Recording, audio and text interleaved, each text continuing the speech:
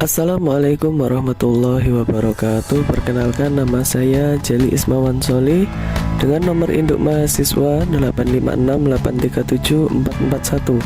Pada kesempatan hari ini saya akan mengerjakan tugas mata kuliah Praktikum IPA di SD Optik dengan judul Praktikum Lensa Cembung dan Cermin Cekung. Dalam kehidupan sehari-hari, cermin dan lensa adalah alat optik yang sering kita jumpai. Cermin merupakan benda optis yang tidak tembus cahaya dan memantulkan hampir semua cahaya yang datang. Sementara lensa adalah piranti optik yang dibatasi oleh dua permukaan lengkung atau satu lengkung dan satu datar.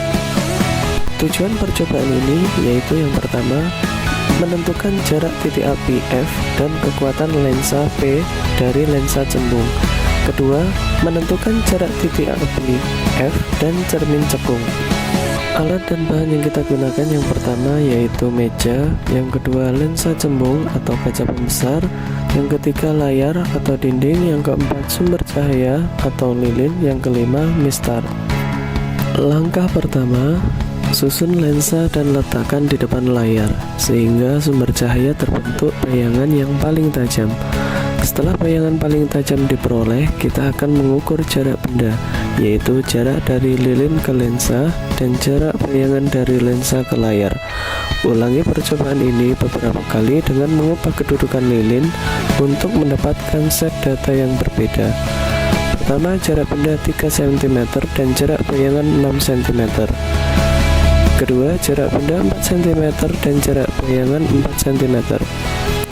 Ketiga, jarak benda 6 cm dan jarak bayangan 3 cm. Kesimpulannya, lensa cembung adalah lensa komersial atau lensa yang mengumpulkan cahaya. Percobaan ini bertujuan untuk menentukan jarak fokus dan kekuatan lensa dengan mencari bayangan nyata yang terbentuk pada layar yang secara otomatis menghasilkan bayangan terbalik.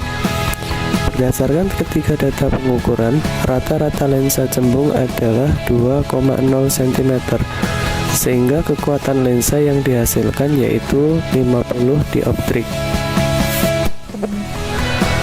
Kedua, kita akan melakukan percobaan cermin cekung. Alat dan bahan yang digunakan pada percobaan cermin cekung yaitu meja, layar, sumber cahaya atau lilin, dan mistar. Langkah percobaan, langkah pertama, susun cermin cekung dan letakkan sumber cahaya atau lilin dan layar di depannya. Kemudian nyalakan lilin, aturlah kedudukan lilin dan layar agar pada layar terbentuk bayangan yang paling tajam. Ukurlah jarak benda, yaitu dari lilin ke cermin, dan jarak bayangan, yaitu dari layar ke cermin. Ulangi percobaan ini beberapa kali dengan mengubah kedudukan benda atau lilin. Pertama, jarak benda 4 cm dan jarak bayangan 6 cm. Kedua, jarak benda 4,8 cm dan jarak bayangan 4,8 cm. Ketiga, jarak benda 6 cm dan jarak bayangan 4 cm.